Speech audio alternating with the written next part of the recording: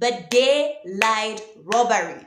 We were robbed, okay? So hi guys, welcome back to my YouTube channel, Football with Priscilla. I am Priscilla, obviously. So hi guys, welcome back to my YouTube channel. And ladies and gentlemen, we were robbed, okay? We have been robbed. Now I know people will be like, oh no, Manchester United is using that as an excuse, but daylight robbery. We were robbed, okay? So today I just want us to talk about the Manchester United versus Man City game. But before we get into the video for today, make sure you share, like, and subscribe. Make sure you share, like, and subscribe, and do turn your notifications on, ladies and gentlemen, to know when next I post a video. Now listen, ladies and gentlemen, Manchester United are just from playing Man City, and obviously we lost the game. But tell me why I don't feel so bad. Like I honestly don't feel bad. Now, maybe this could come from the fact that I didn't have any expectation of winning, and I was expecting a thrashing. I was expecting a 6-0, 5-0, 4-1. That's what I was expecting. So listen, that result really, it took me by surprise, one, because I don't think Manchester United played horribly bad, and two, Man City didn't bring the game to us as I expected. Like, they were playable. So listen, ladies and gentlemen. Oh my God, I put something in my eye. So listen, ladies and gentlemen, I know there are people in the fan base that are like, oh my gosh, we're such a horrible team, sack Erik ten Hag. Then there are people who are like, listen guys, it wasn't a bad game.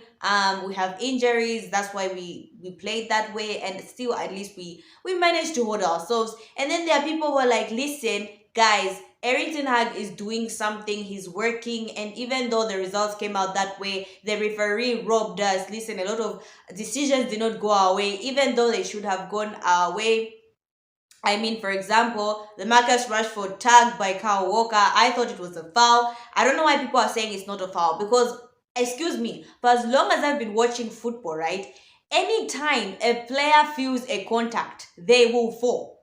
How do we give out penalties, right? When you just feel contact anywhere, you fall. So listen, I have seen those being given. I have seen them not being given. I know it's a 50-50, but honestly, I honestly believe that should have been given. He literally stopped him. Like, people are like, no, Rashford fell easily. Ladies and gentlemen, when you are running at that speed and any slight mistake, anyone tagging you, gets you off balance. So listen, I honestly thought it was a foul. So listen, ladies and gentlemen, I just want us to talk about the game, and I just want to give you the points that I wrote down with regards to the Manchester United versus Man City game. And the first point, ladies and gentlemen, Marcus Rashford shut up his haters. And I know people are going to be like, but we lost. Like, why are people talking about Rashi? I feel like, okay, first of all, I'm going to make a separate video with regards to the Rashford who I really am article and interview. But I feel like he proved himself. Like, he was talking about, in the interview, he talked about how he loves Manchester United. Don't question his love for Manchester United, etc. And I'm happy that he actually scored. Like, imagine you have that interview come out, right? And you do absolutely horrible. Like, listen, today would have been a horrible day for Marcus Rashford. So kudos to him.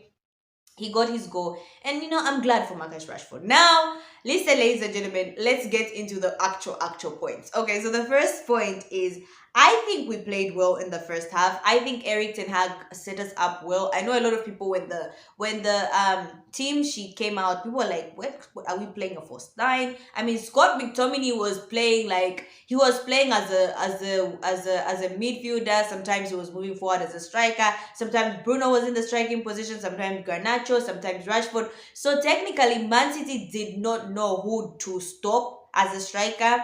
And it was a first 9 kind of thing. Okay, if we had better players, it would have worked. Like, I could see what Erik ten Hag was trying to do, but it just didn't come off, because I think we've never played a first 9, and the players that he put couldn't pull that off. Like, listen, pulling off a first 9, you need to have a good system. Like, you need to have good technical players around you. So listen, I get what Erik ten Hag did and what he was trying to do in terms of his tactics. I think they worked here and there, but listen, like, guys.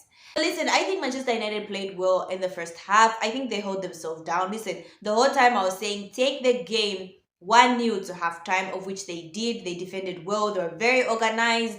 And I think I honestly expected it to be 3-0 first half and like 2 goals in the second half and kill us off. But I think, listen, Victor Lindelof played well. I think the backline today held themselves well. Altogether and all round, Manchester United in the first half played well. So listen, kudos to them. And the second point that I want us to talk about, ladies and gentlemen, is even as much as we played well, I think Manchester United played with a lot of fear. I think we were playing in ourselves, like we did not take our chances.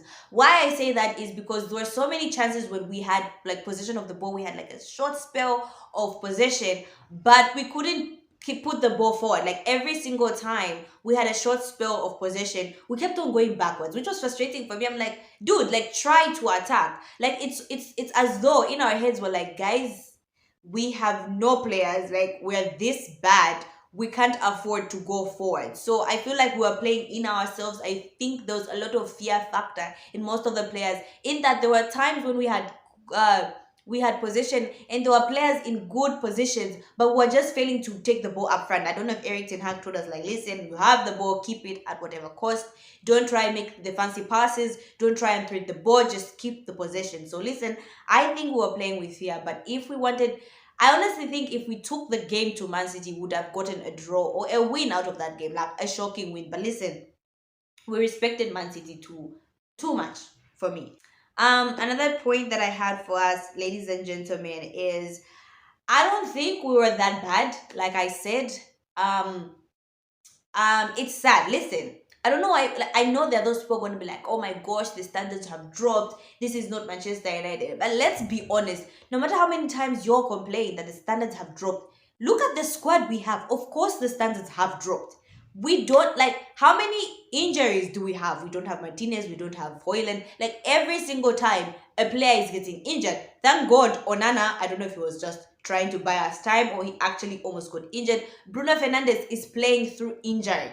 Like we are that bad. Okay, we don't have a squad. So for people who come and say we are below par, this is not the we all know that. Duh, this is not the Manchester United we know. Like we've all grown up with the scores, the Rooneys, the Cristiano Ronaldos.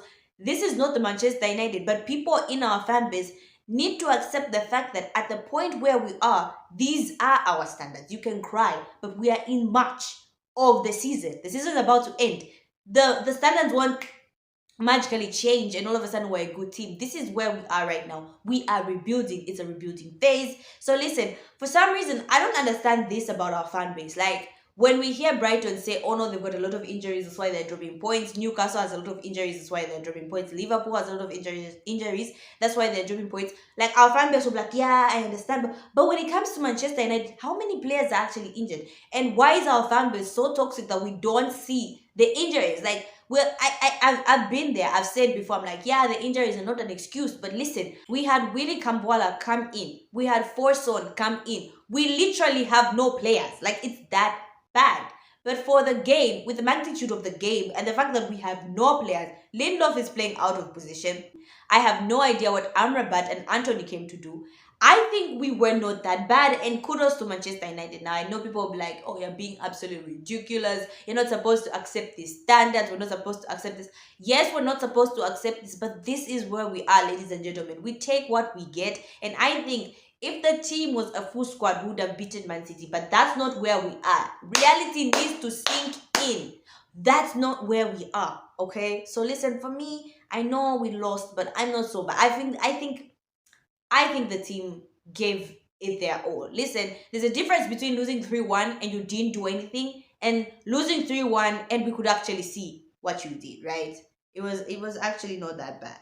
Um Another point, ladies and gentlemen, is I think Manchester United, we've been saying this for a long period of time as fans, is we need to invest, and hopefully with Sir Jim Radcliffe and Ian Enos coming in, Manchester United need to invest. Like, in as much as I hear rumors that there are a lot of players are leaving, I hope we get good players, fit players that are going to come in. Listen, it's a progress, right? We're progressing. Okay, this is a building. We're building. I don't know why people want to act like when you start a building, you put the roof on top. No, you start from the floor level, right? You start from the ground. You have to dig the foundation, and it's not always easy. Most of the time, it's not. It's always difficult to make the foundation and start building everything. But once the building is done and everything, and you've put the paint and everything, it's absolutely beautiful. So Manchester United is in the progress of building. And I listen,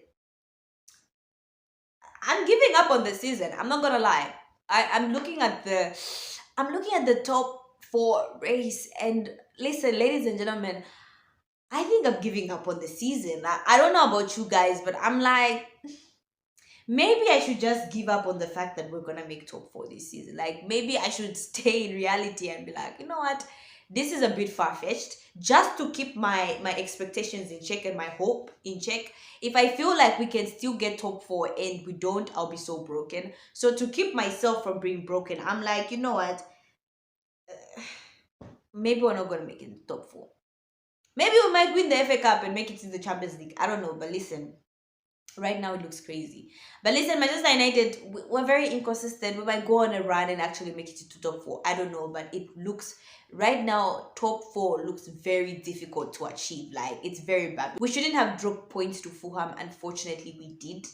And then we knew we were going to lose to Man City. But listen, that's what the game brings you. So a lot of highs and a lot of lows. So I don't know. For me, top four seems a little far fetched. Like it seems a little too far fetched. Ladies and gentlemen, last but not least, for me, my man of the match is going to go to Onana. I think he played well.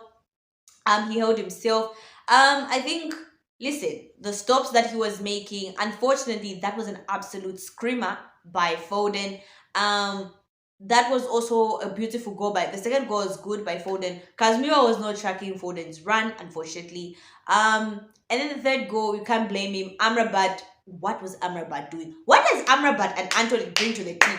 Honestly, it's so frustrating. So we can't blame Onana for 3 goals, but for me, I think he was our man of the match. There were so many saves he made in the first half and even in the second half. Like he managed to hold his own. So for me, my man of the match is Onana. Special mentions, I think that was a beauty by Marcus Rashford. I think Mino played well. Garnacho was quiet all throughout the game. Bruno Fernandes was trying here and there. The back line needs a lot of credit. I think they played well. They held the team down. But bar that, ladies and gentlemen, we were playing Man City. I mean, there was a point at which we were so tired. Then they're bringing in Alvarez. Like, is that even fair? Like, at which point is that fair? So listen, overall, I'm not down about the game. I expected this. I think a lot of Manchester United fans expected this, but I'm glad that the team put up a fight. We were limping, like we're literally limping, ladies and gentlemen. All our players, almost all of them are injured. So hey, it wasn't such a bad result. So yes, ladies and gentlemen, that's all I had for you guys today with regard to the Man City versus Manchester United game. Oh, and by the way, Man City had 12 men on that pitch because what was wrong with the referee? Like,